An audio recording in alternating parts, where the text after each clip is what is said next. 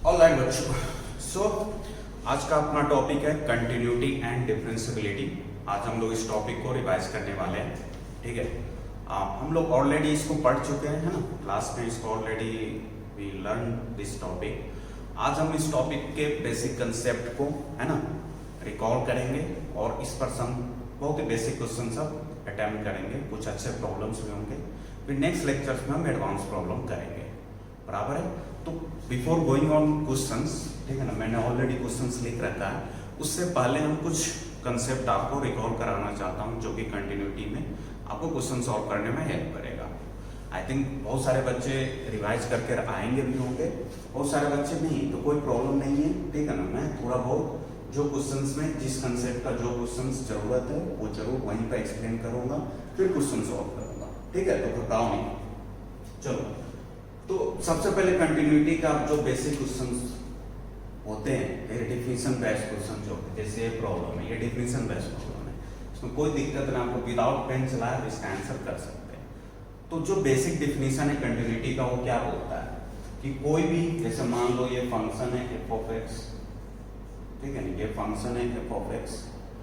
तो अगर मुझे इस फंक्शन एफ ऑफ एक्स का at X is equals to A पे कंटिन्यूटी चेक करना है ना, कि x is equals to A पे ये कंटिन्यूअस है या नहीं है, तो उसके लिए मैथमेटिकली हमने क्या याद कर रखा है कि ये function f of x is equals to A पे कंटिन्यूअस तभी मानेंगे whenever left hand limit at x is equals to A पे लेफ्ट हैंड लिमिट किसका, f ऑफ x का बराबर होना चाहिए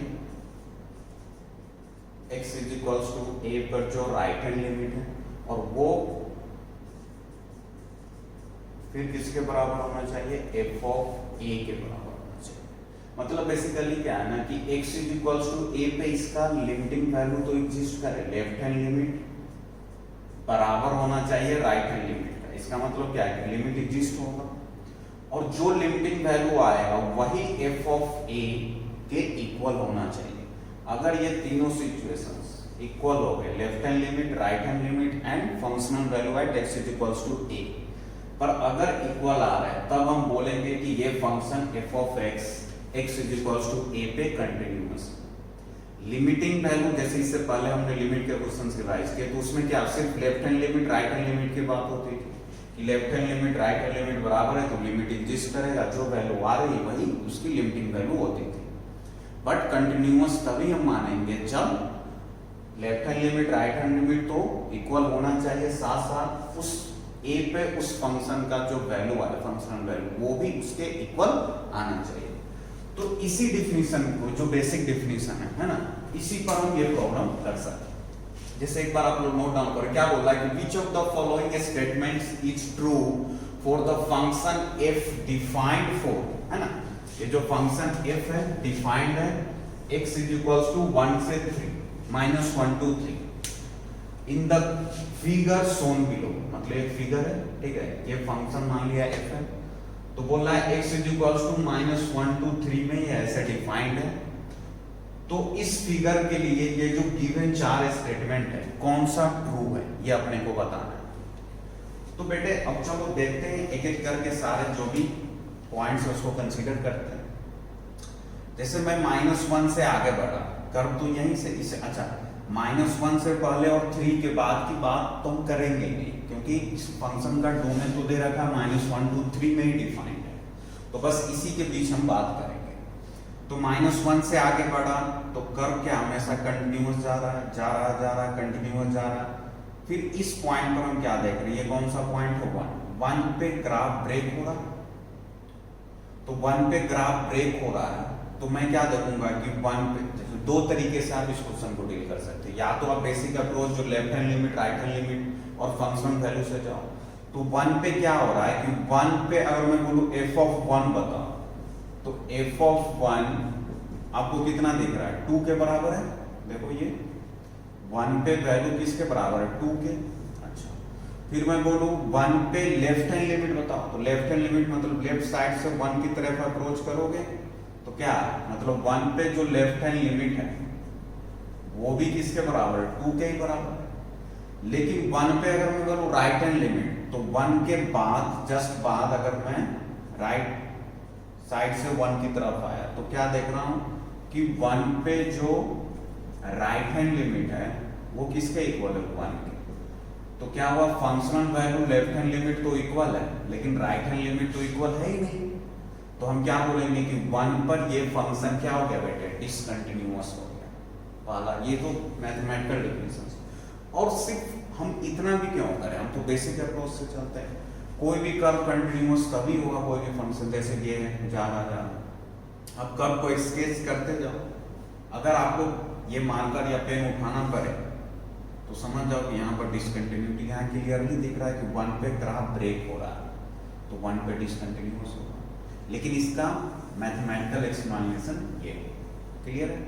सिमिलरली 2 पर देखते हैं। अब इसके बाद तो पूरा ग्राफ ऐसे कंटिन्यू जा रहा है। 2 पर दिख रहा है कि 2 पे वैल्यू थोड़ा सा f ऑफ 2 के बराबर है, लेकिन left hand limit right hand limit किसके इक्वल है, 1 के इक्वल है। तो 2 पर भी ग्राफ क्या हो गया, डिसकंटिन्यूअस हो गया है कि नहीं। 1 पे तो डिसकंटिन्यूअस ही है, 2 पर भी डिसकंटिन्यूअस है। ग्राफ देखकर भी पता चल रहा है कि 2 पर वैल्यू ब्रेक होकर ऊपर जा रही है। और दूसरी बात मैथमेटिकल अप्रोच से भी हम देख रहे हैं कि 2 पर लेफ्ट हैंड लिमिट और राइट हैंड लिमिट तो एग्जिस्ट कर रहा है, वो किसके इक्वल है, 1 के इक्वल है।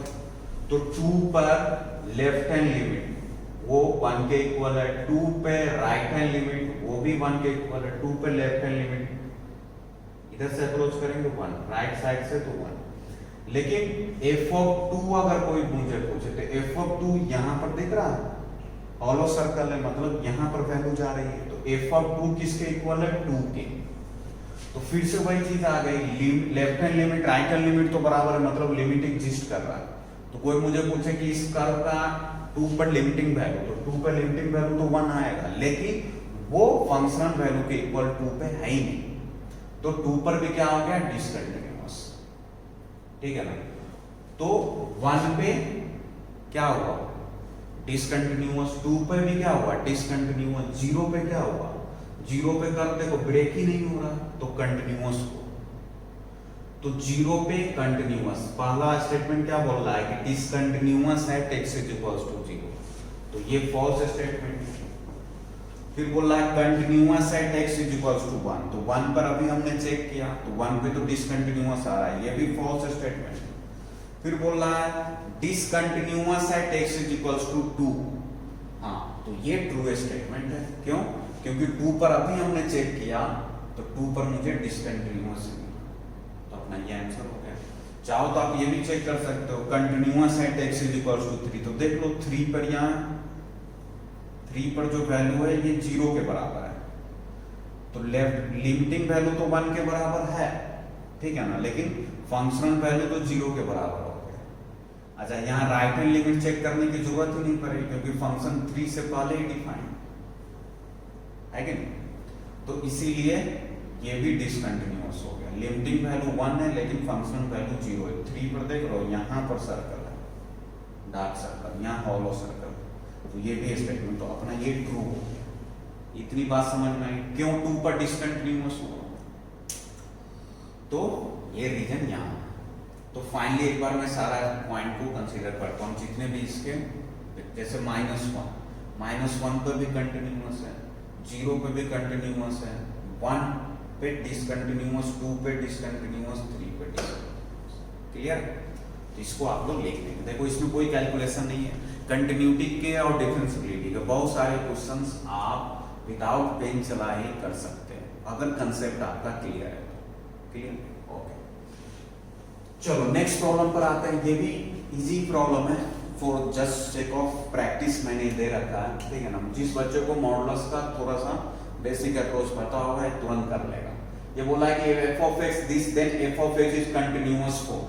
अगर f of x ये है तो f of x कंटिन्यूअस होगा किसके लिए, x belongs to all real number, x belongs to all real number except 1, x belongs to all real number except 0 या नॉन नेगेटिव। तो चेक कर लो भाई, फंक्शन वो है तो जो तुम्हारा f of x है ना बेटे, mod x minus 1 for all x greater then 0 के लिए, और माइनस mod x है x लेस देन 0 के लिए, बराबर है।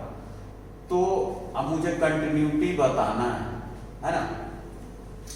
तो सबसे पहले एक चीज आपको पता होना चाहिए कि हम कंटिन्यूटी जो होता है, खासकर जैसे मैक्सिमम चांसेस कहाँ होता है कोई फंक्शन डिसकंटिन्यूअस, पहला वैसे पॉइंट पर जहां वो डिफाइंड नहीं हो, डिसकंटिन्यूअस होता है। दूसरा, जहां पर उसका डिफिनीशन चेंज हो, उस फंक्शन का जिस पॉइंट पर डिफिनीशन चेंज हो रहा है, तो वहां पॉसिबिलिटी बनती है कि वहां फंक्शन डिसकंटिन्यूअस हो सकता है। तो ये दो पॉइंट जो होता है यहाँ पर मतलब कंटिन्यूटी चेक करने, मतलब अगर पूरे रियल नंबर की बात अगर वो करे तो सबसे पहली प्रायोरिटी हम इसी दोनों को देंगे। कहाँ कि जहां पर वो अनडिफाइंड दिखे, ठीक है ना, और जहां जैसे मान लो f of x is equals to 1/x है, तो ये अगर मुझे बोले इस कंटिन्यूटी चेक करो फॉर ऑल रियल नंबर के लिए, तो सीधा मैं बोलूंगा x इज इक्वल्स टू 0 पे डिस्कंट, क्योंकि x इज इक्वल्स टू 0 पे डिफाइंड ही नहीं है ना। दूसरी बात, उस फंक्शन का डिफिनीशन किस पॉइंट पे चेंज हो रहा है, ये भी आपको मतलब वहां पर चांसेस बनते हैं कि वो फंक्शन डिसकंटिन्यू, क्योंकि डिफिनीशन चेंज हो रहा है तो हो सकता है कर्व ब्रेक हो। तो यहां भी कुछ ऐसा ही सिनारियो है ना। और दूसरी बात आपको भी, जितने भी पॉलिनोमियल फंक्शन होते हैं वो कंटिन्यूअस होते हैं, है ना। मॉड x जो मॉडुलस फंक्शन होते हैं वो भी कंटिन्यूअस होते हैं, है ना। तो ये सब चीजें माइंड में आपको रखनी है। क्या है, तो यहाँ पर देखो ये भी मॉडुलस फंक्शन है, तो अगर मैं सिर्फ इसकी बात करूं मॉड x माइनस 1 की, तो ये तो कंटिन्यूअस ही होगा। आई थिंक सबको पता भी होगा y is equals to mod x minus 1 का कर्व क्या होगा। y is equals to mod x का कर्व कैसा होता है, ये होता है y is equals to mod x का कर्व, x माइनस 1 है तो 1 यूनिट ग्राफिकल ट्रांसफॉर्मेशन आप 11 में पढ़ते हो, 1 यूनिट इधर शिफ्ट होगा राइट साइड में, तो आपको पता होगा कि ये या ऐसे जाएगा, है ना। आप देख सकते हो ये पॉइंट 1 हो गया, x इज इक्वल्स टू 1 पे y 0 होगा, और जब y 0 होगा तो x की वैल्यू 1 है, तो ये 1 होगा। तो ये कंटिन्यूअस है, लेकिन ये ग्राफ सिर्फ किसके लिए वैलिड है, x greater than equal to 0 के लिए। तो मतलब कि इससे पहले ये कर्व हम रखेंगे, 0 से इधर का कर्व हटा देंगे। दूसरी बात क्या है, x लेस देन 0 के लिए क्या है, माइनस ऑफ मॉड x है। ये मेथड 1 बता रहा हूं बेटे, ग्राफिकल मेथड, मतलब विदाउट कैलकुलेशन किए हम बता सकते हैं अगर ग्राफ का नॉलेज है। मेथड 2 भी बताऊंगा वो लिमिट के से कैसे चेक करते हैं। तो यहाँ क्या है, x लेस देन 0 के लिए माइनस ऑफ मॉड x है, तो आपको पता होना चाहिए कि ये होता है मॉड x, और अगर माइनस मॉड x है तो कर्व ऐसे x एक्सिस के लॉन्ग इसका इमेज ले लेते हैं। तो ये क्या हो गया माइनस मॉड x, और ये क्या हो गया मॉड x। तो माइनस मॉड x मतलब कर्व ऐसा बनेगा, पहली बात। दूसरी बात, x ग्रेटर देन 0 के लिए ये डिफाइन नहीं है, तो बस इतने से बस। अब आपको क्लियरली दिख रहा होगा कि जो 0 है वहां पर ऐसे जा रहा है, ये देखो ये पूरे इधर से माइनस इंफिनिटी से आओगे, जैसे ही आओगे 0 के पास आया तो कर्व अब यहां से स्टार्ट होगा। तो 0 पे क्या हो रहा है, ब्रेक आ गया कर्व में, तो सीधा बोलेंगे कि 0 पे डिसकंटिन्यूअस। उसके बाद फिर आगे बढ़ा तो और कहीं भी डिसकंटिन्यूटी नहीं देखा, 1 पे कंटिन्यूअस है, ध्यान देना है कि नहीं। 0 पे डिसकंटिन्यूअस देखा, और तो हम क्या बोलेंगे कि ये फंक्शन डिसकंटिन्यूअस मतलब कंटिन्यूअस है for all x belongs to r except 0। ये अपना सही हो जाएगा। इतना लॉजिक समझ में आया कैसे ग्राफिकल अप्रोच से हम कंटिन्यूटी डिसकंटिन्यूटी बता सकते हैं। दूसरी बात, अगर आप इस क्वेश्चन को मेथड 2 मतलब लिमिटिंग से करना चाहते हो, ठीक है, लिमिट के अप्रोच से, तो उसके लिए भी आपको कुछ नहीं है, left hand limit, right hand limit और फंक्शनल वैल्यू चेक करना। तो दिख रहा है कि 0 पे इसका डिफिनीशन चेंज हो रहा है, तो अब क्वेश्चन से राइज होता है कि सर लिमिटिंग वैल्यू चेक कहां करें। तो मैंने बोला ना कि इसको देखकर ये पता है, ये मॉडुलस हमेशा कंटिन्यूअस, ये भी मॉडुलस हमेशा कंटिन्यूअस, कहीं पर अनडिफाइंड होने का चांस तो है नहीं। तो अब एक ही चीज बताता है, जहां पर डिफिनीशन चेंज हो रहा है इसका वहां पर चेक करेंगे। तो 0 से आगे ये है, 0 से पहले ये है, तो 0 पे डिफिनीशन चेंज हो रहा है, तो हम लोग इसको 0 पे चेक करेंगे क्या, इसकी कंटिन्यूटी। तो मेथड 2 है ना, limit x tends to 0 minus, तो 0 से पहले फंक्शन क्या है, ये है, तो यहां पर आ जाएगा माइनस मॉड जीरो को जा रहा है तो जीरो ही आएगा। फिर राइट हैंड लिमिट की बात करो तो limit x tends to zero plus right hand limit मतलब जीरो से जस्ट आगे, तो जीरो से जस्ट आगे फंक्शन ये है तो ये लेना पड़ेगा अपने को, तो क्या आ जाएगा मॉड x माइनस 1। इसमें आपका लिमिट भी रिवाइज हो रहा है ना। बेसिकली कंटिन्यूटी डिफरेंशिएबिलिटी कुछ नहीं, लिमिट अगर आपका कंसेप्ट क्लियर है तो इसमें कुछ बचता ही नहीं है। समझ में आ रहा है? थोड़ा बहुत जो कंपोजिट वगैरह में इसका यूज हो वो हम आगे डील करेंगे। तो x tends to zero plus, तो ये मॉडुलस फंक्शन हुआ। अब यहाँ जीरो को x जा रहा है, ये वैल्यू कहाँ जाएगी 1 को जाएगी। तो क्लियरली दिख रहा है left hand right hand equal ही नहीं है, तो जीरो पे क्या होगा, जब लिमिट ही नहीं एग्जिस्ट कर रहा तो कंटिन्यूअस तो हो ही नहीं सकता। मतलब तुम ऐसे समझो, अगर कोई फंक्शन का किसी x इक्वल्स टू a पे लिमिट एग्जिस्ट कर रहा तो मे बी वो उस पर कंटिन्यूअस हो सकता है और नहीं भी हो सकता। वी हैव टू चेक कि वहां पर a पर उसकी फंक्शनल वैल्यू उसके a पर जो लिमिटिंग वैल्यू आई है उसके इक्वल है या नहीं है, बराबर। लेकिन अगर कोई फंक्शन का लिमिट नहीं एग्जिस्ट कर रहा उस पर तो कंटिन्यूअस की तो बात ही नहीं करेंगे। जब लिमिट ही नहीं मतलब डिफाइंड है या लिमिट ही नहीं एग्जिस्ट कर रहा तो वो कंटिन्यूअस उस पर हो ही नहीं सकता। समझ में आ रहा? ऑलराइट, तो ये दो क्वेश्चन है बेटे, इसको नोट डाउन करें। जो भी कंसेप्ट आपने सीखे इसको स्टार करके लिख करें, फिर आगे प्रॉब्लम करते हैं।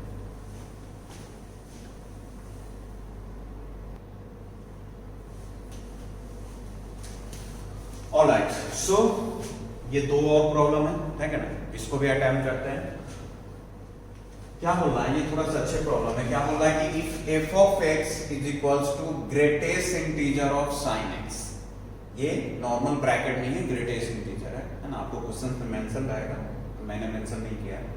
If f of x is equals to this greatest integer of sin x, where x belongs to 0 to 2 pi, then f of x is discontinuous at x equals pi by 2 3 by, मतलब कि x की किस किस value के लिए 0 to 2 पाई में f of x is equals to greatest integer of sin x discontinuous होगा।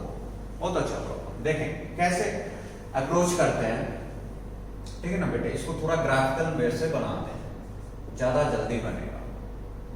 क्या बोला कि f of x is equals to sin x है, फिर हम 0 से 2 पाई में इसने करने को बोला है, मतलब 0 से 2 पाई में x को इसने डिफाइन करके रखा। तो 0 से 2 पाई में अगर मैं sin x का कर्व बनाऊं तो कैसा होगा बेटे? देखो सबको पता है, तो बेसिक फंक्शन होता है ट्रिग्नोमेट्री का। 0 से 2 पाई में, है ना, ये 0 हो गया, this is pi by 2, this is पाई, ये क्या हो गया 3 पाई बाई 2, और ये क्या हो गया 2 पाई। तो 0 से 2 पाई में, है ना, आपको ये आ गया। ऑलराइट, अब सबको पता है कि पाई बाई 2 पर इसकी वैल्यू 1 होती है, पाई पे 0 3 पाई बाई 2 पे इसकी वैल्यू -1 होती है, ठीक है ना। ये किसका कर्व है बेटे? y is equals to sin x का, इसका y is equals to sin x का। अब हम किसकी बात करेंगे? जो अपना गिवन फंक्शन है greatest integer of sin x है, तो अब हम इसी कर्व से greatest integer of sin x का कर्व, ठीक है ना, ड्रॉ करने की कोशिश करते हैं, देखते हैं क्या होता है। तो हमने क्या किया, नया कोऑर्डिनेट प्लेन लिया, x axis y axis, this is origin, okay. अब ग्रेटेस्ट इंटीजर का क्या मतलब, क्या उसका बेसिक अप्रोच क्या होता है कि जैसे कोई भी वैल्यू 0 से 1 में, है ना, कोई भी वैल्यू 0 से 1 में, सपोज दैट कि मैंने बोल दिया कि x लाई कर रहा है 0 से लेकर 1 में, तो उसका ग्रेटेस्ट इंटीजर क्या हो जाएगा बेटे? 0। अगर मैं बोल दिया कि वो 1 से लेकर 2 में, तो उसका ग्रेटेस्ट इंटीजर क्या होता है? 1, ये तो पता ही। सिमिलरली आपको ये भी पता होगा कि अगर मैं बोल दिया कि कोई x -1 से लेकर 0 के बीच में है, तो उसका ग्रेटेस्ट इंटीजर क्या होगा? -1 होगा, ठीक है ना। तो आप बस इस पर और इस पर फोकस करो, क्योंकि इसी दोनों का यहाँ पे यूज होने वाला है।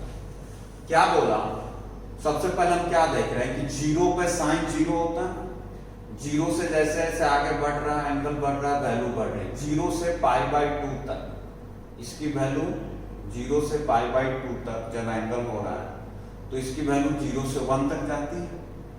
तो हम क्या ऐसा नहीं बोल सकते कि 0 से π/2 में,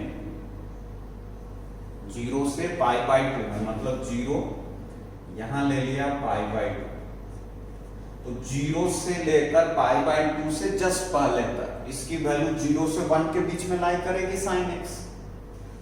तो इसका मतलब यह हो गया कि अगर मैं x को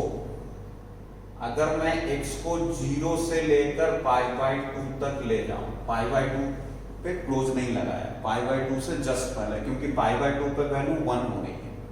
लेकिन अगर π/2 से जस्ट पहले तक की बात करूं, अगर x 0 से π/2 से जस्ट पहले, तो साइन कहां से कहां 0 से 1 तक जाएगा, मतलब 1 तो होगा नहीं क्योंकि π/2 पर 1 होगा, तो π/2 पर तो इसकी वैल्यू 1 होती है, सबको पता है ना। π/2 पे इसकी वैल्यू 1 होती है, तो मान लिया यहां 1, ऑलराइट। लेकिन अब इसके बाद ध्यान से देखो, 0 से π/2 के बीच में है ना, हम ग्राफ किसका ड्रॉ कर रहे हैं, y equals to greatest integer of sin x। देखो बेटा मैं ग्राफिकल वे में इसलिए बता रहा हूं बिकॉज आपका सिर्फ यहां ही नहीं, इसका यूज आगे भी कैलकुलस में होने वाला है, ठीक है ना। कैलकुलस में आपको ग्राफ का नॉलेज होना ही चाहिए, तो वो भी रिवाइज हो रहा है, साथ में क्वेश्चन भी सॉल्व बहुत जल्दी होंगे। ये तो समझाने के लिए इतना टाइम लग रहा है, अब जब एक बार समझ जाओगे इसको तो यूं कर लोगे कि तुमको दिख रहा है 0 से π/2 से जस्ट पहले 0 से 1 होता है, तो इसका ग्रेटेस्ट इंटीजर क्या हो जाएगा, 0 हो जाएगा, तो ग्राफ यहां आ जाएगी। यहां मैंने फॉलो सर्कल रखा है क्योंकि π/2 पे वैल्यू 1 होगी, उससे पहले अगर x 0 से π/2 में है तो greatest integer of sin x क्या होगा बेटे, 0 होगा, है ना। तो 0 से π/2 में 0 मतलब कि x एक्सिस पर आ जाएगा, बराबर है।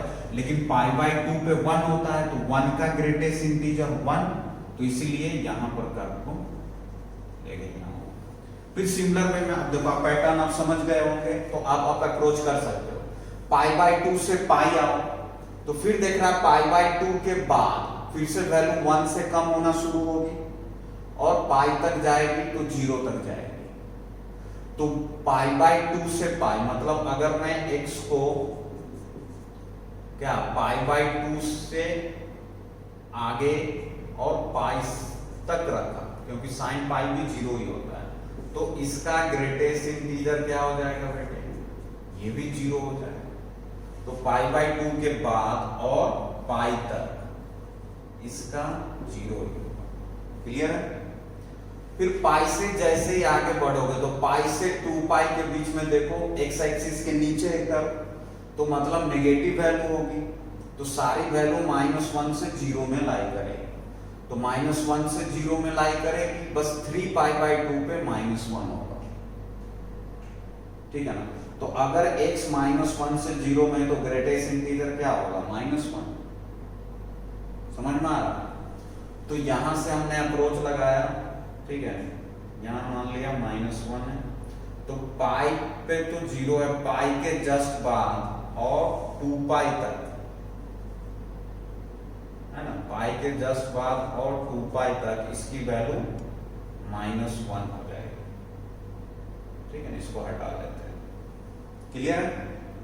ये लॉजिक देखो, 3π/2 यहां, 3π/2 पर भी इसकी वैल्यू -1 ही रहेगी, क्योंकि 3π/2 पे क्या है, इसकी वैल्यू -1 और -1 का ग्रेटेस्ट इंटीजर -1 ही होगा।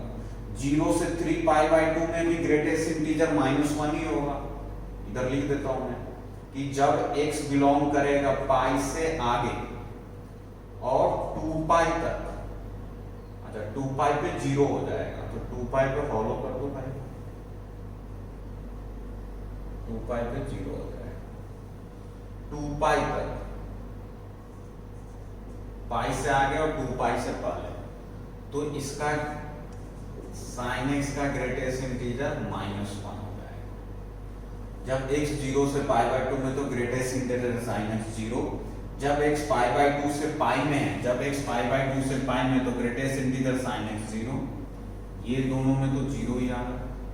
फिर जैसे ही इसने पाई से 2 पाई के बीच में अप्रोच किया तो उसका ग्रेटेस्ट इंटीजर -1 हो जाएगा। क्लियर है? तो ये चीज समझ में आ रहा। पाई के बाद देखो पाई पे हॉलो क्योंकि साइन पाई पे तो 0 है, 2 पाई पे भी 0 है, लेकिन पाई से 2 पाई के बीच में इसकी वैल्यू -1 है। तो ये जो कर्व बना ना बेटे, दिस कर्व इज जो what y is equals to, ये जो कर्व है y is equals to greatest integer sin x है। अब ये अप्रोच मैंने इसलिए बताया क्योंकि इसके बाद आप कोई भी फंक्शन tan x आ जाए, cot x कोई भी आ जाए, cos x आ जाए, आप इसी कंसेप्ट का यूज कर ड्रॉ कर सकते हैं चीजें। अब जैसे ये ड्रॉ हुआ तो आपको 1 सेकेंड में आंसर दिखेगा कि यार कहां पर कंटिन्यूअस और कहां पर डिसकंटिन्यूअस, देख लो, है ना। सबसे पहले 0 से 2 पाई में बात करें तो 0 पे क्या करो, हाँ 0 पे तो कंटिन्यूअस है, पाई बाय 2 पे डिसकंटिन्यूअस है, कर्व ऊपर जा रहा है, पाई पे भी डिसकंटिन्यूअस है और 2 पाई पे भी डिसकंटिन्यूअस है। देखो ना 2 पाई पे लेफ्ट हैंड लिमिट तो -1 को जा रहा है, मतलब लिमिटिंग वैल्यू -1 है, जबकि फंक्शनल वैल्यू 0 है ना। तो पाई बाय 2 पर भी वही है, लिमिटिंग वैल्यू 0 है लेकिन फंक्शनल वैल्यू 1 है, तो पाई बाय 2 पर डिसकंटिन्यूअस। पाई पर क्यों डिसकंटिन्यूअस है, ग्राफ ही ब्रेक हो रहा है, तो ऐसे भी देख सकते हो या लिमिटिंग वैल्यू से भी देख सकते हो। दूसरी बात 2 पाई पर क्यों होगा, क्योंकि 2 पाई पर क्या लिमिटिंग वैल्यू -1 है और फंक्शनल वैल्यू 0 है। तो ये 3 पॉइंट आपको दिख रहा होगा क्लियरली, पाई बाय 2 पे डिसकंटिन्यूअस है, पाई पर डिसकंटिन्यूअस है और 2 पाई। 3 पाई बाय 2 पे डिसकंटिन्यूअस नहीं है, ये चीज ध्यान देना। 3 पाई बाय 2 पर क्या कर डिसकंट नहीं, 3 पाई बाय 2 पर left hand limit, right hand limit और फंक्शनल वैल्यू तीनों -1 है। पाई बाय 2 पे फंक्शनल वैल्यू 1 है जबकि लिमिटिंग वैल्यू 0 है, तो डिसकंटिन्यूअस। पाई पर तो लिमिट ही नहीं एग्जिस्ट करेगा, क्यों, क्योंकि लेफ्ट हैंड लिमिट 0 है और राइट हैंड लिमिट -1 है, तो पाई पर तो ऐसे ही डिसकंटिन्यूअस। 3 पाई बाय 2 पाई पर क्यों, लिमिटिंग वैल्यू -1 है और फंक्शनल वैल्यू 0 है, तो वहां भी डिसकंटिन्यूअस। तो ये 3 पॉइंट हुए 0 से 2 पाई में, जहां y equals to greatest integer sin x क्या हो जाएगा, डिसकंटिन्यूअस हो जाएगा। तो देख लो कौन सा पॉइंट है आपका discontinuous at x equals to pi by 2 pi and 2 pi. तो ये ऑप्शन आपका ट्रू होगा, 0 नहीं होगा। 0 पे कोई बच्चा बोले सर 0 पर देखो, तो 0 से आगे आगे बात है, 0 को लेकर जाओ आगे, तो 0 पे 0 फंक्शनल वैल्यू और लिमिटिंग वैल्यू भी इसका क्या है 0 ही है, तो 0 पे कंटिन्यूअस है कर्व। ठीक है, तो आई थिंक मैंने ओवर एक्सप्लेन कर रखा। इसको इस वे से देखो, क्वेश्चन तो सिर्फ कंटिन्यूटी का था, लेकिन इसमें हमने सीखा क्या क्या। पहला चीज ग्रेटेस्ट इंटीजर फंक्शन का जो प्रॉपर्टीज है उसको सीखा। दूसरी बात कैसे ट्रिग्नोमेट्री फंक्शन को ग्रेटेस्ट इंटीजर्स में कर्व को ड्रॉ करते हैं, जैसे यहाँ sin x था, इससे हमने ग्रेटेस्ट इंटीजर sin x बनाया। ठीक है, काफी क्लियर व्यू से मैंने समझाया। फिर एक बार नहीं समझ में दोबारा लेक्चर रिवाइंड करके देखो, फिर भी नहीं समझ में आया तो पूछो, डाउट पूछने में कोई भी संकोच नहीं करना, नो हेजिटेशन। जब तक आप डाउट नहीं क्लियर करोगे आगे की चीजें और भी कॉम्प्लिकेट होते जाएंगी। मुझे कॉल करो, कमेंट में पूछो, जिस बच्चे के पास नंबर नहीं है कमेंट सेक्शन में नंबर मांगो, ठीक है, I will provide. Alright, so let's go to next problem. Next problem बेटे इससे भी अच्छा प्रॉब्लम है, ठीक है ना, उसको भी हम ग्राफिकल वे से डील कर सकते हैं। आई थिंक आपने लिख लिया होगा ऐसा। चलो धीरे धीरे क्वेश्चंस का लेवल्स आगे जा रहा है। ऑलराइट,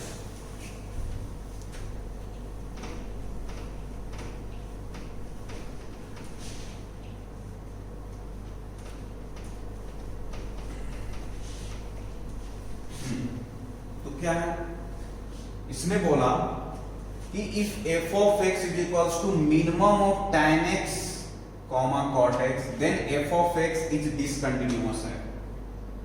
सबसे पहले आप इसका डिसकंटिन्यूटी कंटिन्यूटी तो बाद में बताएंगे, पहले इसका मीनिंग आपको समझना है। आई थिंक बहुत सारे बच्चे जानते होंगे minimum of this comma this का मतलब क्या होता है कि अगर मैं tan x और cot x की वैल्यू देखूं, जैसे फॉर एग्जांपल मैंने मान लो x इज इक्वल्स टू कुछ भी ले लो, मान लो x इज इक्वल्स टू मैंने π/3 ले लिया, ठीक है। तो अगर x इज इक्वल्स टू π/3 रखूंगा तो tan π/3 क्या होगा, tan π/3 मतलब tan 60 क्या होता है √3 और cot π/3 क्या होगा 1/√3। तो यहां पर आगे क्या लगा हुआ है मिनिमम। तो अब मुझे ये देखना होगा कि इस x इज इक्वल्स टू π/3 के लिए इस दोनों में मिनिमम कौन है, तो ऑफ कोर्स ये मिनिमम है, तो हम ये वैल्यू को बाहर कंसीडर करेंगे। मतलब 1 at x is equals to π/3 पर इसके वैल्यू क्या आ जाएगा, इस f ऑफ x को हम क्या लिखेंगे 1/√3, क्योंकि इस दोनों में मिनिमम ये। सिमिलरली अगर इधर मैक्सिमम होता तो दोनों में जो मैक्सिमम होता है उसकी बात करते। तो फिर यहाँ क्वेश्चन है कि सर इनफाइनाइट पॉइंट्स, हर एक पॉइंट्स के लिए हम एक एक वैल्यू चेक करेंगे, फिर देखेंगे मिनिमम कौन कौन आ रहा है। नहीं, ऐसा नहीं करेंगे। तो क्या करेंगे, ग्राफ, दोनों का ग्राफ बनाते हैं एक ही प्लेन पे, और फिर वहां से देखेंगे जो जो मिनिमम है उसको हम लोग कंसीडर करेंगे, बाकी को डिलीट करेंगे। ऑलराइट, तो चलो अब इससे आपका tan cot x का ग्राफ भी रिवाइज होगा, साथ में एक प्लेन पर ग्राफ बनाने पे क्या होता है वो भी देखते हैं। ऑलराइट, तो चलो बनाते हैं। तो क्या बोला इसमें, tan x और cot x, तो ये आपका हो गया xy प्लेन, है कि नहीं बेटे। और यहां पर है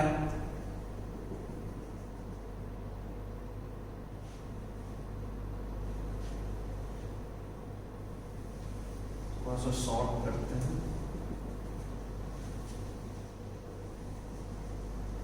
ठीक है।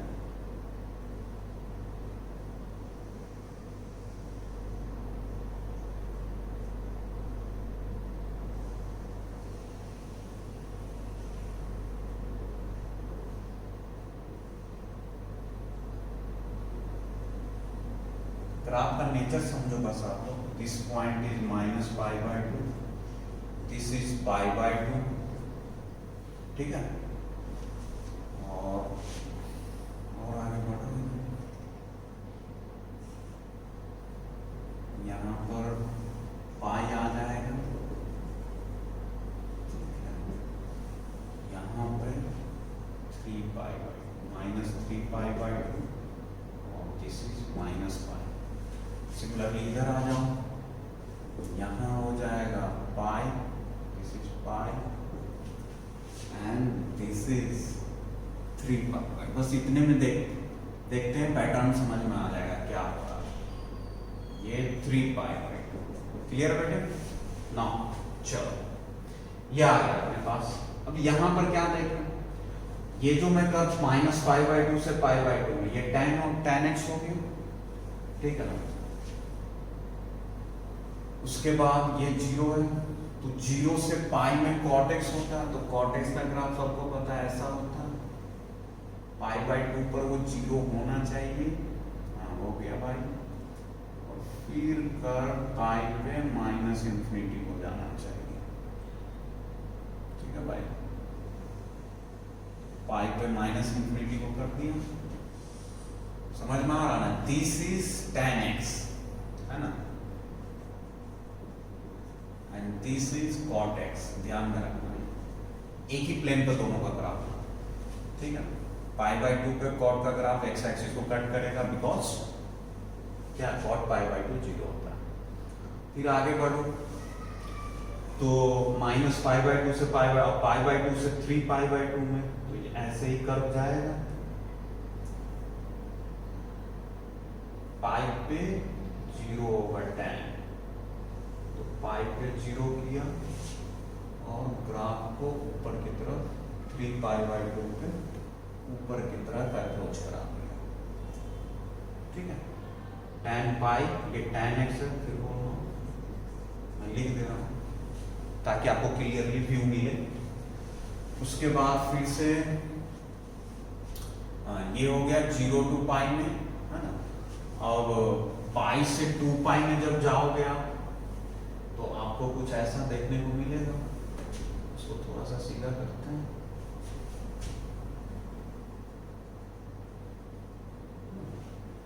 तो पाई से 2 पाई, तो पाई से 2 पाई में भी ऐसे जाएगा। 3 पाई बाई 2 पे कॉट 0 होना चाहिए। दिस इज ऐसे, यहाँ पर चाहो तो ड्रॉ कर सकते हो। दिस इज 2 पाई, करने की जरूरत नहीं है उसे। ये हो गया तुम्हारा कॉट एक्स, ब्लू वाला कॉट का है, ब्लैक वाला टैन का, ठीक है भाई। थोड़ा एक नेगेटिव में भी देखो, इस साइड में देख लेते हैं। तो ये हो गया, फिर ये तो माइनस हाफ, फिर -3 पाई बाई 2 से जाएगा। ऐसा करो, टैन के लिए बना रहा हूं, तो ऐसे जाएगा। पाई माइनस पाई को 0 होगा और फिर से ऐसे बढ़ जाएगा। ऐसे ही जाता है, ऐसे ही जाता है ये, है ना। ऑलराइट, थोड़ा सा और अच्छा बना देता हूँ, ठीक है भाई। फिर माइनस पाई से 0 में जाएगा ये, तो ऐसे जाएगा। कौन सा कॉट, ठीक है ना। माइनस पाई बाई 2 में ये 0 हो गया, हो गया। और फिर यहाँ से ये ऐसे जाए, ठीक है भाई।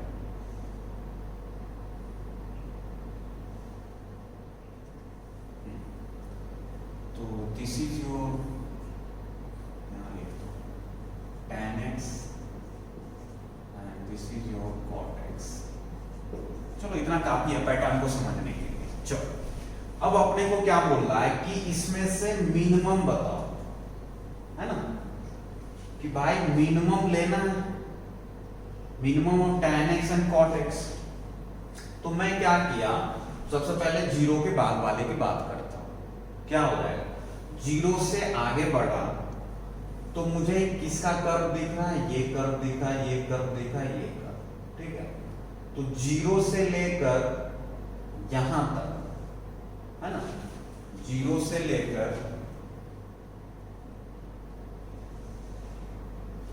0 से लेकर एक्चुअली ये कौन सा पॉइंट है, पाई बाई 4 सबको पता है। तो 0 से लेकर यहां तक मुझे ये कर्व कॉट से नीचे, देखो ये किसका है, कॉट एक्स का है ब्लू वाला, ब्लैक वाला किसका है, tan x का। तो कॉट एक्स और tan x में मैं क्या देख रहा हूं, कॉट एक्स का कर्व इस पॉइंट तक tan से ऊपर है, तो मतलब इसकी वैल्यू ज्यादा होगी, और tan का नीचे है तो tan भी कम होगी। तो हम क्या 0 से लेकर यहां तक कौन सा कर्व लेंगे, ये वाला कर्व लेंगे। ऑलराइट, और फिर जैसे इस पॉइंट से, मतलब ये पाई बाई 4 है, पाई बाई 4 से जैसे ही आगे बढ़ेंगे पाई बाई 2 की तरफ, तो फिर क्या देख रहा हूं कि ब्लू वाला कर्व लेना हो, क्योंकि tan अब ऊपर हो गया और cot नीचे हो गया। तो फाइनली मुझे क्या मिलेगा, ये मिनिमम मिलेगा, मिलेगा या नहीं। तो इसको हटा दिया और इसको भी हटा दिया, आप अलग बनाओगे, ठीक है, मैं इसी में कर रहा हूं। ऑलराइट, तो बस ये कर्व मुझे बचेगा 0 से पाई बाई 2 में, इसके लिए बना रहा हूं कर्व। पहले तो tan और cot का एक ही प्लेन में बनाया, अब फिर मिनिमम ले रहा हूं, तो बस ये कर्व बचेगा। अच्छा, फिर पाई बाई 2 से पाई के बीच में देखा, तो क्या देखा, ये पाई बाई 2 में ब्लू वाला कर्व cot का, ये tan से ऊपर है यहां तक, है ना। तो ये 3 पाई बाई 4 है, तो यहां तक ऊपर है, तो मुझे क्या लेना होगा, मिनिमम लेना है, तो मुझे ये वाला लेना पड़ेगा इस दोनों में। तो ये कर्व मुझे हटाना पड़ेगा। फिर यहां से आगे क्या देख रहा हूं, ये ऊपर है तो ये हटा दिया।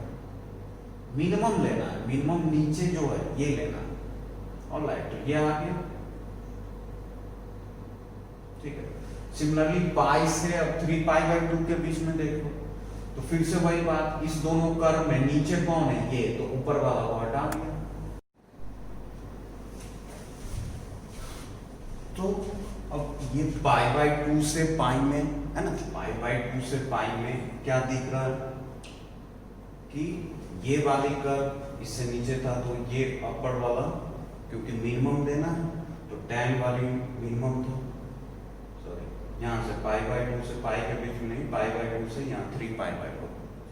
फिर इसके बाद अगर 3π/4 से पाई में देखा तो क्या देख रहा है कि tan वाला कर्व ऊपर था तो उसको हटा दिया, cot वाला नीचे था तो उसको ले लिया। समझ में आ रही चीज? अब देखो सिमिलरली यहाँ जब पाई से 3π/2 में देख रहे हो तो क्या आपको मिलेगा, ये वाला कर्व ऊपर था तो इसको cot वाले को हटा दिया, फिर यहाँ से यहाँ है ना ये है तो इसको हटा दिया ऊपर वाले, तो ये बचा। मतलब बेसिकली आपको पैटर्न समझ में आ रहा होगा क्या, कि मुझे जो भी कर्व मिलेंगे कुछ इस टाइप के कर्व मिलने वाले हैं, है ना, ये कर्व मिलने वाले हैं आपको बराबर, तो ऐसा चलता रहेगा, है ना। सिमिलरली इधर आ जाओ नेगेटिव वाले में, तो नेगेटिव वाले में भी आपको दिख रहा है कि जब मैं यहां से यहां तक की बात करूं -π/4 से 0 में, तो -π/4 से 0 में ये ऊपर है तो इसको हटा दिया, ये कर्व ले लिया, फिर -π/2 से -π/4 में ये है ऊपर तो इसको हटा दिया तो ये कर्व मिला। मतलब बेसिकली आपको क्या मिलेगा, नीचे कुछ ऐसा मिलेगा और ऊपर में ऐसा कर्व मिलेगा, है कि नहीं। सिमिलरली यहाँ पर कौन हटेगा, ये ऊपर वाला हट गया और ये हट गया, समझ में आ रही चीज। तो ऐसा चलता जाएगा।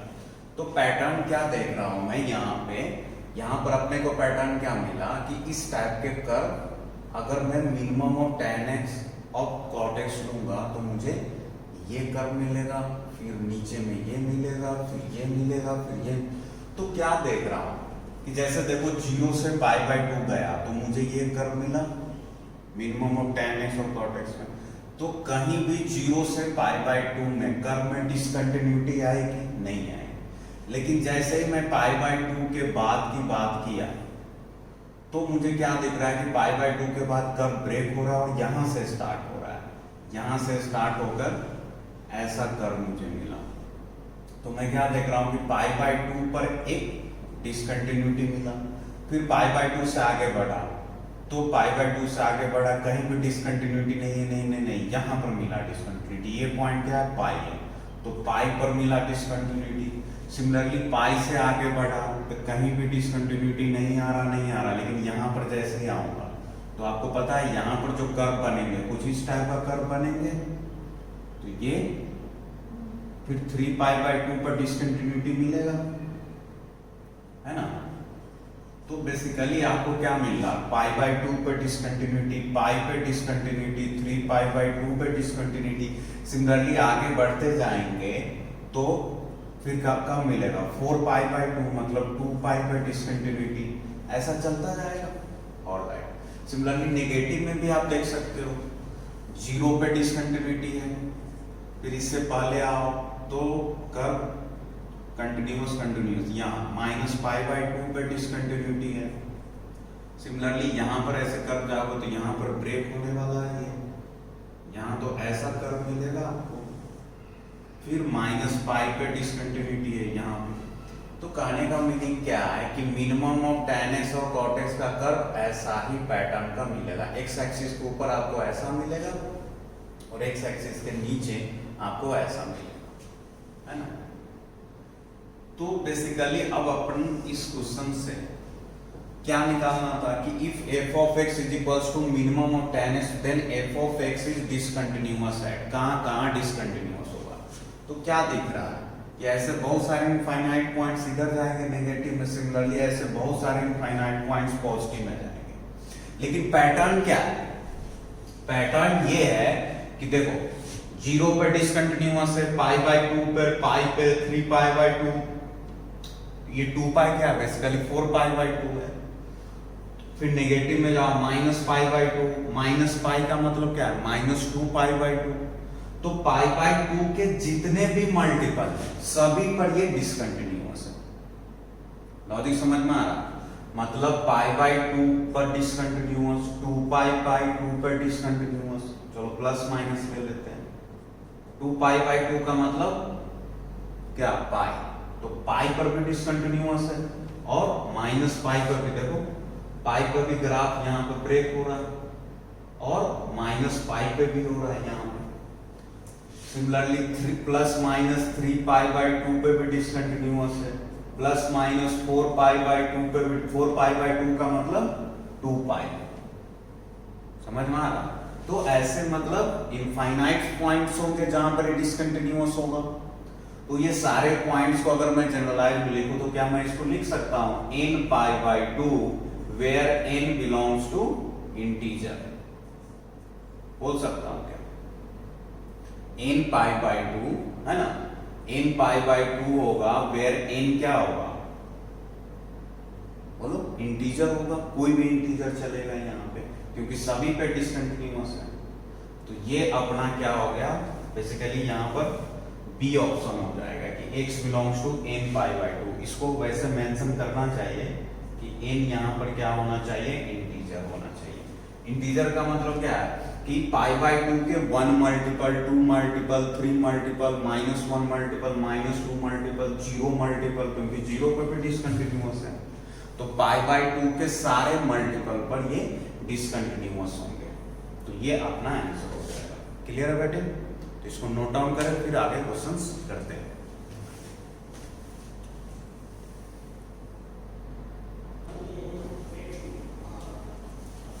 ऑलराइट बच्चों, सो नेक्स्ट दो और क्वेश्चंस हमने लिखे, ठीक है ना, इसको डील करते हैं। इसने क्या बोला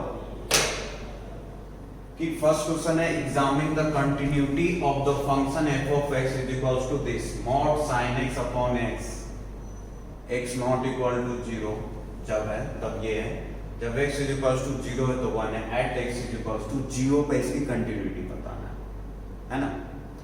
तो फिर सिंपल सी बातें होगी अब क्या कि जो 0 पे कंटिन्यूटी अपने को चेक करना है, मतलब 0 पर अब क्या चेक करना होगा, left hand limit, right hand limit और 0 पर फंक्शनल वैल्यू।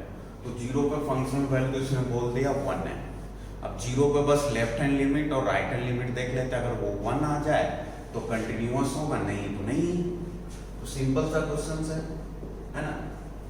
क्या करेंगे, limit x tends to 0 minus, है ना, f ऑफ x, 0 माइनस मतलब 0 पर लेफ्ट हैंड लिमिट। ये माइनस साइन क्या बता रहा है कि 0 पर अपन लेफ्ट हैंड लिमिट निकालना है। तो ये क्या हो जाएगा, limit x tends to 0 minus f of x। 0 पर तो 1 है, 0 x जब 0 नहीं है तो mod sine x upon x। तो यहाँ क्या आ जाएगा, mod sine x upon x। अब तुम यहाँ पर देखने वाली चीज क्या है कि x 0 से जस्ट छोटा है। 0 से जस्ट छोटा मतलब क्या होगा, कोई नेगेटिव है। तो ये क्या है, मॉड ऑफ साइन x है। तो आपको पता होगा कि मॉड ऑफ साइन x जब x 0 से छोटा है तो ये किसके साथ ब्रेक होगा, माइनस ऑफ साइन x में। क्यों, पूछो क्यों? क्योंकि किसी भी फंक्शन का मॉडुलस जो रिजल्ट देगा वो तो एक पॉजिटिव वैल्यू देगा। अब x 0 से अगर छोटा है, छोटा मतलब नेगेटिव है, तो x 0 से अगर छोटा है तो आपको पता है साइन माइनस ऑफ समथिंग, जैसे मैं बोला sine minus of pi by 4, तो क्या होता है माइनस साइन पाई बाई 4। तो अब ध्यान से देखना, तो साइन माइनस ऑफ थीटा क्या होता है, माइनस साइन ऑफ थीटा, है ना। तो अगर ये बाहर में माइनस नहीं लगा तो ये तो आपको पता है x अगर 0 से छोटा है तो ये साइन x जो होगा एक नेगेटिव वैल्यू देगा, और ये नेगेटिव इस नेगेटिव को क्या कर देगा, पॉजिटिव कर देगा।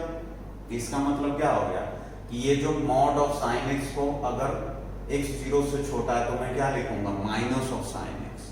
ये माइनस क्यों क्या करेगा, क्योंकि x 0 से छोटा है तो ये नेगेटिव होगा और ये बाहर वाला नेगेटिव इसको पॉजिटिव कर देगा। मतलब मॉड ऑफ समथिंग हमेशा पॉजिटिव रिजल्ट आना चाहिए। ऑलराइट, और यही वैल्यू सिर्फ साइन x होगा, है ना। ये कब होगा, जब x 0 से छोटा हो। ये कब होगा, जब x 0 से बड़ा हो, है ना। अब x जब 0 से बड़ा हो तो मॉड ऑफ साइन x सिर्फ साइन x होगा, है ना। क्यों, बिकॉज x तो पॉजिटिव है तो साइन समथिंग पॉजिटिव यहाँ एंगल है, समझ में आ रहा। तो मतलब 0 से जस्ट बड़ा एंगल होगा ना, 0 से जस्ट बड़ा x पॉजिटिव का मतलब, तो ये आ गया। तो जस्ट बड़े के बाद में हम लोग डिस्कस कर रहे हैं, तो यहाँ पर क्या आ जाएगा, limit x tends to 0 minus left hand, ये क्या हो जाएगा minus of sine x upon x, क्योंकि 0 से जस्ट छोटा में mod of sine x minus sine. अब साइन x बाई x क्या होता है 1, तो ये क्या आ गया -1, तो लेफ्ट हैंड लिमिट ही -1 आ गया, जबकि फंक्शन वैल्यू 1 है, तो ये डिसकंटिन्यूअस है। और राइट हैंड लिमिट चेक करने की जरूरत ही नहीं है इसका, है कि नहीं। चलो आगे बढ़ते हैं।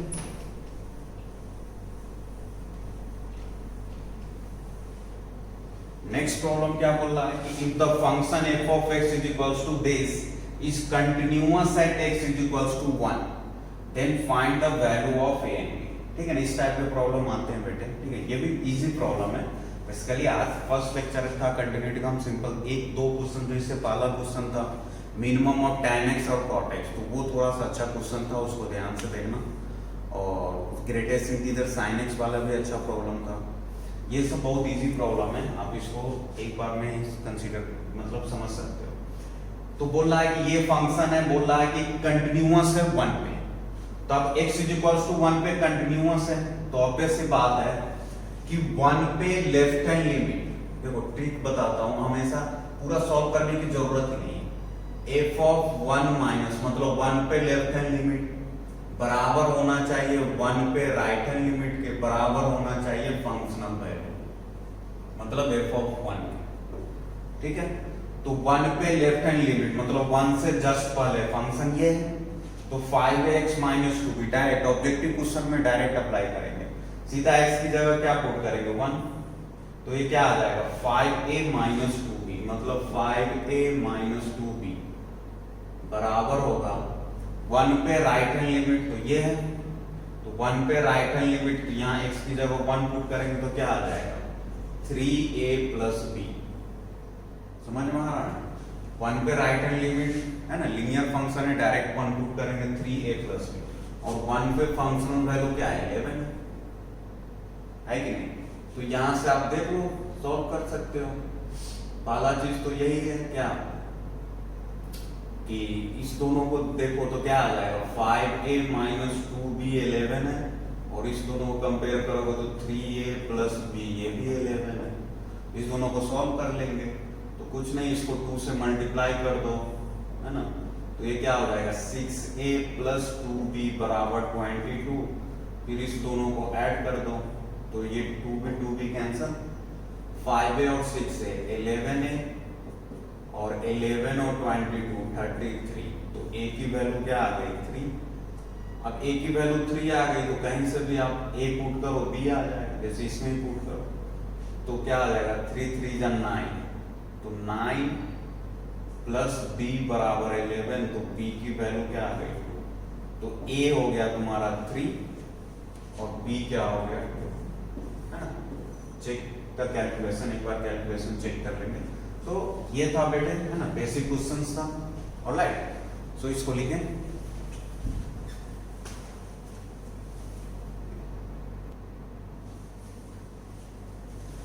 ऑलराइट बेटे, ठीक है। एक और लास्ट प्रॉब्लम करते हैं, है ना, ये थोड़ा सा अच्छा प्रॉब्लम है। इसमें क्या बोला कि एक फंक्शन f ऑफ x ये है, इस तरीके से डिफाइंड है, x 0 से छोटा है तो 1 minus cos 4x upon x square 0 पे a है और 0 से ग्रेटर में ये है। देन पूछ रहा है द करेक्ट स्टेटमेंट्स, मतलब ये चार जो स्टेटमेंट्स है मतलब ऑप्शन है, इसमें से कौन सा करेक्ट है। पहला वही है कंटिन्यूअस है या नहीं, देखो तीन स्टेटमेंट तो वही f of x is continuous at x is equals to 0 and the value of a 8। दूसरा भी वही है continuous at x is equals to 0 value of a 6। तीसरा भी continuous at x is equals to 0 and value of a 2। तीन statement में continuous है लेकिन डिफरेंट वैल्यू के लिए, एक में 8 है 6 है और 2 है, एक ही। चौथा में बोला है कि डिसकंटिन्यूअस है और वैल्यू 4 है। देखते हैं कौन सा करेक्ट होता है। तो मतलब बेसिकली अपने को 0 पर ही देखना पड़ेगा। स्टेटमेंट से क्या पता चल रहा है कि 0 पर ही अपने को देखना होगा कंटिन्यूअस है या डिसकंटिन्यूअस, पहला चीज। वैसे भी हम देख क्या रहे हैं कि ये जो फंक्शन है, इस फंक्शन f ऑफ x का डेफिनेशन 0 पे ही चेंज हो रहा है। 0 से पहले कुछ और है, 0 के बाद कुछ और है और 0 पे कुछ और। और जीरो पे स्टेटमेंट्स में लिया। तो बेसिकली पहला चीज तो ये देखना है कि जीरो पे कंटिन्यूअस है या नहीं। फिर दूसरा चीज क्या कि ए की किस वैल्यू के लिए कंटिन्यूअस है। यहाँ पर दिख रहा है ए अपने को अननोन है और लाइट। तो स्टार्ट करते हैं कैसे कंटिन्यूटी चेक करते हैं। सिंपल सी बात, कंटिन्यूटी चेक करने के लिए मुझे क्या चाहिए, left hand limit, right hand limit और फंक्शन वैल्यू। तो चलो देखते हैं। तो क्या करते हैं, सबसे पहले है ना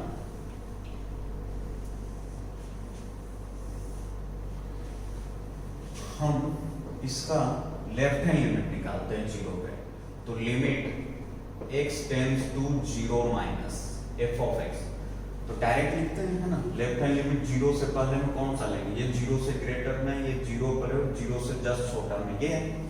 तो फंक्शन यही आएगा 1 minus cos of 4x upon x square.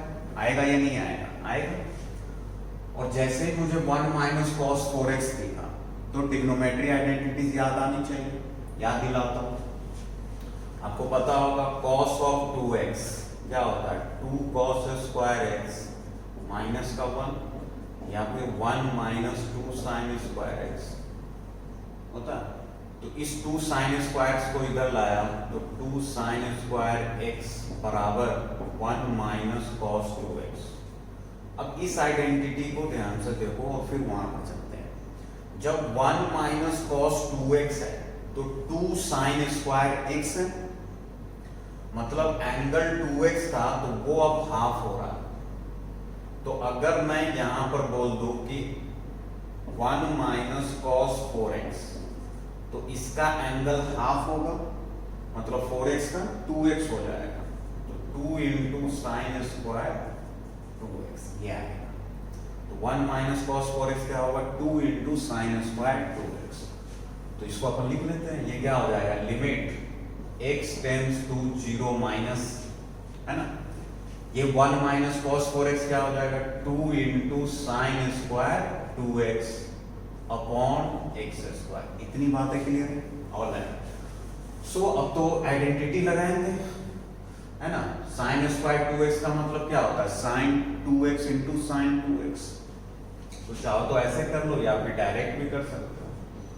चलो मैं अलग अलग करता हूँ। 2 को तो इधर, इसको लिख लिया साइन 2x फिर इंटू साइन 2x, और इस x स्क्वायर को नीचे वाले को x इंटू x लिख लिया, लिख सकते हैं।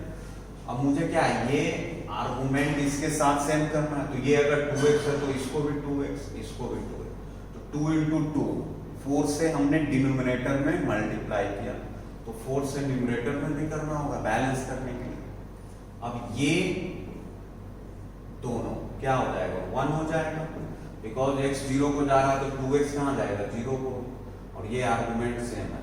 तो ये स्टैंडर्ड फॉर्मूला है ना, limit x tend to 0 sine x upon x 1। तो ये 1 1, तो फाइनली क्या मिला, 2 इंटू 1 इंटू 1 इंटू 4। तो व्हाट यू गेट 8।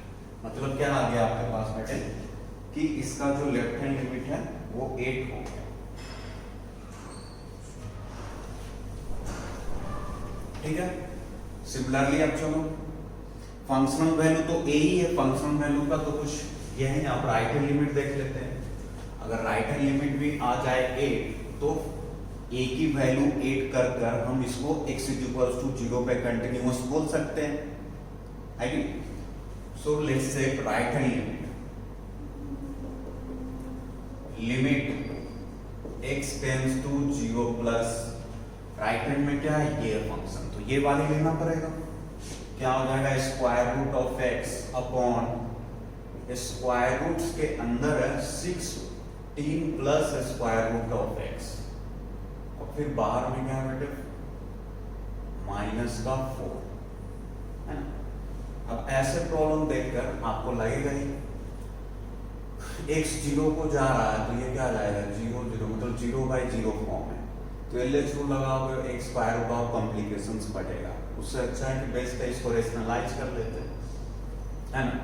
तो क्या हो जाएगा, देखो ये हो जाएगा limit x tends to 0 plus square root of x upon इसको बेसिकली हमने क्या किया बेटे, 16 plus square root x minus 4 था ये, तो इसको रेशनलाइज किया square root of 16 plus square root x plus 4 से किया। यहाँ भी करना पड़ेगा 16 plus square root of x plus का 4, इतने से मल्टीप्लाई करना। तो यहाँ से वैसे मुझे डायरेक्ट करना चाहिए, बट फिर भी मैं स्टेप बाय स्टेप कर रहा हूँ ताकि आपको क्लियर व्यू दिखे, ठीक है ना। तो ये क्या ऊपर में तो यही रहेगा, है ना, स्क्वायर रूट ऑफ एक्स, चाहो तो इसको मल्टीप्लाई भी कर सकते हो, अंदर ले जाकर ये हो जाएगा 16 plus square root of x plus का 4 होल डिवाइडेड बाय, ये देखो क्या बनेगा, ये क्या बनेगा, a minus b into a plus b, तो ए स्क्वायर माइनस का बी स्क्वायर, तो ए स्क्वायर जब होगा तो ए तो ये ध्यान से देखना, तो ये वाला स्क्वायर रूट क्या हो जाएगा, इससे नेगेटिव हो जाएगा, तो बचेगा क्या 16 plus square root of x, ये बचेगा, ये आ गया ए स्क्वायर, फिर माइनस का बी स्क्वायर, तो बी क्या है 4, तो 4 का स्क्वायर 16, ये 16 से 16 कैंसिल, नीचे क्या आएगा स्क्वायर रूट ऑफ एक्स, इस स्क्वायर रूट ऑफ एक्स से इसको भी कैंसिल कर सकते हैं, तो फिर क्या मिल जाएगा अपने को, limit x tends to 0 plus, सिर्फ अब ये बचेगा न्यूमरेटर में 16 plus square root of x plus का 4, अब x 0 को जा रहा है तो ये 0, 16 का स्क्वायर रूट 4 और 4 कितना आ गया 8, तो क्या हो गया बेटे, ये तो चलो कंटिन्यूअस हो गया, कैसे, राइट हैंड लिमिट भी 8 आया 0 पे, लेफ्ट हैंड लिमिट भी 8 आया, तो अगर मैं इस 8 0 पर जो फंक्शन वैल्यू a है उसको अगर मैं 8 के इक्वल कर दूं तो फिर अपने को क्या हो जाएगा, 0 पे लेफ्ट हैंड लिमिट, 0 पे राइट हैंड लिमिट और 0 पे फंक्शनल वैल्यू, तीनों के तीनों 8 हो जाएंगे, तो हम बोल सकते हैं कि a इज इक्वल्स टू 8 के लिए ये function f of x continuous होगा, तो अपना पहला ऑप्शन ही हो गया, f of x is continuous at x is equals to 0 and the value of a will be 8। Alright बेटे, तो आज के लिए इतना ही रखते हैं, नेक्स्ट लेक्चर से हम इससे भी ज्यादा एडवांस क्वेश्चंस इस पर करेंगे कंटिन्यूटी एंड डिफरेंशियबिलिटी पे, ठीक है। आप इसको एक बार प्रैक्टिस करो, जो भी क्वेश्चंस हुए दोबारा करो, इजी प्रॉब्लम है ना, आपके पास जो भी स्टडी मटेरियल्स है, जो भी मॉडल है उससे भी क्वेश्चन सॉल्व करें, कोई भी प्रॉब्लम है ask me, okay, thank you.